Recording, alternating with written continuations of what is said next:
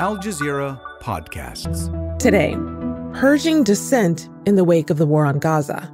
I guess the real question is, how many people are going to end up being fired for calling a genocide a genocide? The Jewish Americans facing consequences when speaking out for Palestinians. I'm Malika Bilal, and this is The Take.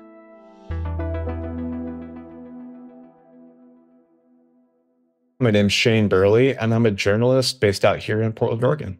Well, Shane, welcome to The Take. It's good to have you. Happy New Year. Oh, thank you. And then in not so happy news of what we're here to talk about, it has been just over a year since October 7th. This is a really heavy week for lots of people in different communities. I saw on your Instagram that you attended a ritual led by JVP Portland, Jewish Voice for Peace Portland, and it looked like it was perhaps a cathartic gathering, one in which people were grieving, but were also all about action. Talk to me about what that was like. Yeah, it's called Tachlik. It's part of, well, typically Rosh Hashanah, something you usually do on the first day of Rosh Hashanah, but where you cast bread or stones out into a body of water and sort of imagining of casting out the sins we hope to atone for. And like you kind of mentioned, Jewish Voice for Peace often integrates Jewish ritual and tradition into organizing. You know, if we think our tradition is one that tells a story about liberation and how to heal the world, then it's sort of tying that directly there. And they are launching a campaign specifically about divesting from Israel bonds, which a lot of individuals own, but so do companies and universities, which then directly go to sort of like fund Israeli state projects that can be used for defense and for policing and things like that also. Mm-hmm. So it's part of that divestment program, thinking a year in and what we know and what we've seen. So engaging people on this year's cycle of remembrance and atonement and healing and that journey, and then tying it back to some of the practical action. Mm-hmm. Well, Shane, we're talking here today about that practical action because you and I have something in common.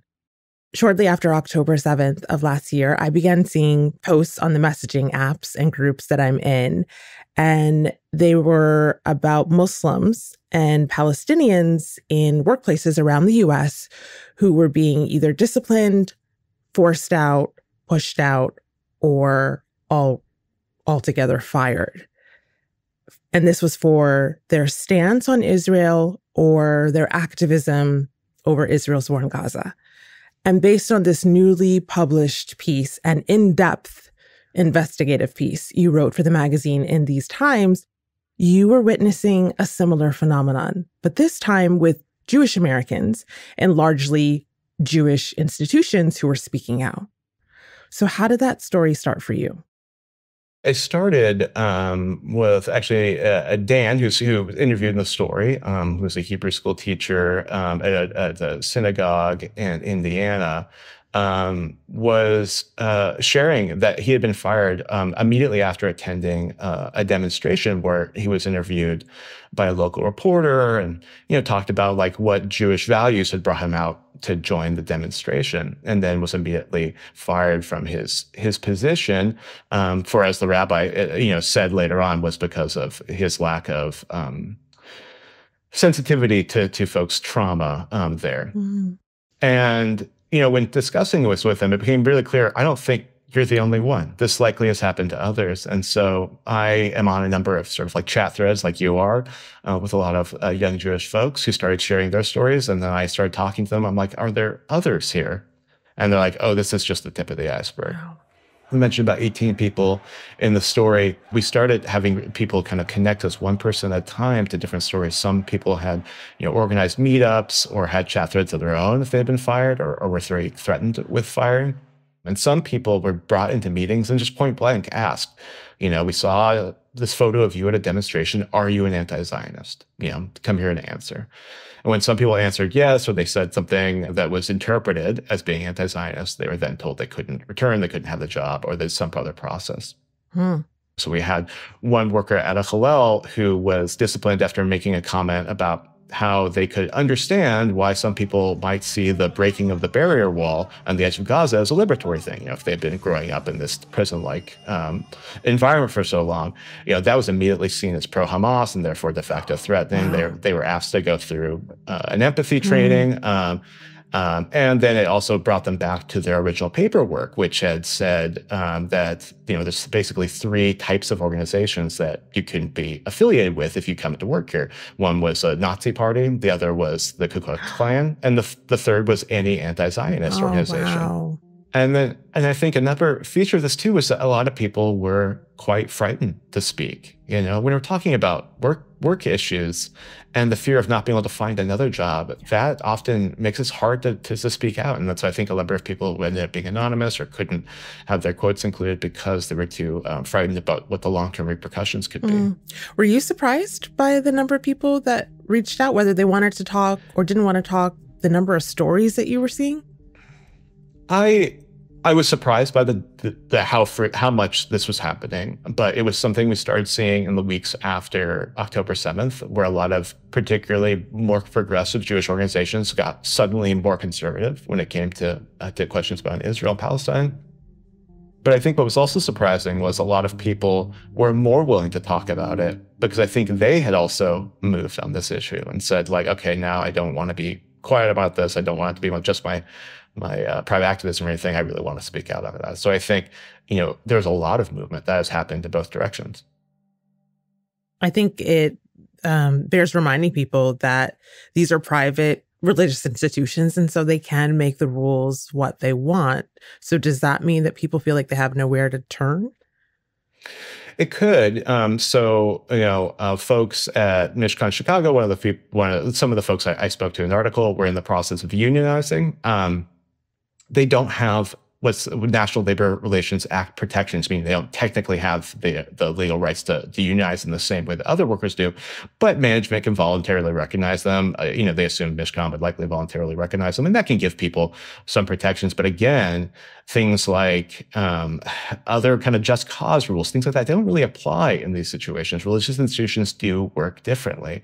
And because of that, and also the fact that they are governed often by boards and they have to respond to donors, like lots of nonprofits do. There's actually a lot at play that can affect that can disempower people from what they think is a fair treatment in a workplace. After the break, we hear from one rabbi who says she was fired for attending a ceasefire protest. Rabbi Lonnie Kleinman was working for a Jewish nonprofit in Philadelphia called BASE on October 7th of last year. Immediately, I felt so much grief and pain and fear for loved ones in Israel, and then thought to myself, what is Israel going to do in response to this? Like, what retaliatory acts are they going to take? And shortly after, towards the end of October, a group of about 300 JVP, Jewish Voice for Peace, folks, rabbis, Jews, allies, occupied a Canon office building in D.C., calling for a ceasefire. Rabbi Kleinman had been arrested, along with the 300 others. All of the folks who are coming out here who are under arrest at this point, they are wearing T-shirts that on the front are emblazoned and they say, "Not in our name." So I'm told that her job found out, and she says they gave her an ultimatum. If you choose to fight for a ceasefire, you cannot also be a rabbi with us. And they fired her. Rabbi Kleinman wasn't happy, but she says she also wasn't surprised. Because I grew up in the Jewish world and I know the red lines that the Jewish world holds. We talk a lot, or we rabbis, Jews, talk a lot about the notion of pikuach nefesh, of we have this commandment, this ultimate commandment to save a life. I don't believe that any life is more worthy than another. And it's so apparent that a genocide is happening in Gaza right now, that Israel is bombing Beirut. And for me, that is at odds with my Judaism. Oftentimes, the government and institutions will want to make you feel like you're isolated, like you're a lone wolf speaking out, but that's not the truth. And at the end of the day, nothing that I have experienced in speaking out is anything compared to the horrific reality of what Palestinians are experiencing in Gaza and in the West Bank. So, Shane, you spoke to Rabbi Lonnie Kleinman, one of the people that you interviewed in your piece, and she spoke to the Take as well about what it was like to go through what she went through. She's not the only one who brought up Jewish values when it comes to this issue. What is your takeaway on what those are for people and how they are or are not at odds with what seems to be the establishment point of view for many of these institutions? This was the most repeated thing I've heard from folks, was that they're involved in Jewish professions because they deeply care about the future of Jewish life and of Jewish people, and that their organizing and activism is in direct continuity from their Jewish values like Zedek charity or Shalom peace, the idea that Jewish folks are involved in Tikkun Olam, healing the world, that every human life contains a universe. All of these elements are in a lot of ways what drew people into a life of Jewish practice and Jewish education, things like that. Another person who worked for a Hillel chapter, a campus Jewish organization, said that they felt as connected as they ever have to those Jewish values and as disconnected as possible from the Jewish organizations that taught them those values. So there ended up being this profound break where people said, like, hey, I'm having my commitment to Jewish people being challenged, but I'm here because of my Jewish peoplehood and because of my Jewish tradition. Yeah. I think what strikes me is that when people that you interviewed face termination or alienation from their community, it's not just about the job. And that's what many of them told you. This is about loss of community and loss of the purpose that they've poured their life into. Yeah, I mean, so there was a mix of experiences. Some people felt like they already had a spiritual community away from that institution. And those folks like, well, I have that community to rely on. I think some folks were really deeply connected to these institutions and in a lot of ways had made compromises for the institutions. You know, maybe they didn't agree on some of their stuff to do with Israel, but they were there nonetheless. But all of a sudden, now they were the ones that were asked to leave. You know, a lot of times this might be the only Jewish organization nearby, or it might be someone's direct connection to the Jewish community, and now that's severed, and now they're having to sort of redefine and find that. So I think it's really alienating. I think also as a Jewish professional, as a person who's working in a religious capacity, you don't always have the same recourse. And so it ends up being a lot tougher. And for example, if you have an advanced degree in a religious practice, you are limited in where you can work with that, right? And if all of a sudden 95% of the institutions won't hire you because you've been sort of publicly denounced or because of your anti-Zionist positions, then that makes it actually really hard to consider your future. Oh, wow. I didn't even think about that. You said 95% of the organizations, just a number you're throwing out there. But that means that when someone is publicly or perhaps not so publicly, but it is known within the administration that this is why they're let go, they can't automatically just go take those skills and transfer them to another Jewish organization because the thinking from the administration or from the top bodies is the same. Right. Consider someone went into the rabbinate and they have an advanced degree, it requires a master's degree. It's a 5 to 6 year program, you know, extensive education and things like Hebrew and Aramaic. That doesn't automatically just transfer to another position, right? You know, people I think they don't go into the rabbinate or to Jewish education because they wanted to get rich, but they wanted to have a consistent career they could raise a family with. And if that becomes severed, that's a really frightening thing, I think, for people. Yeah.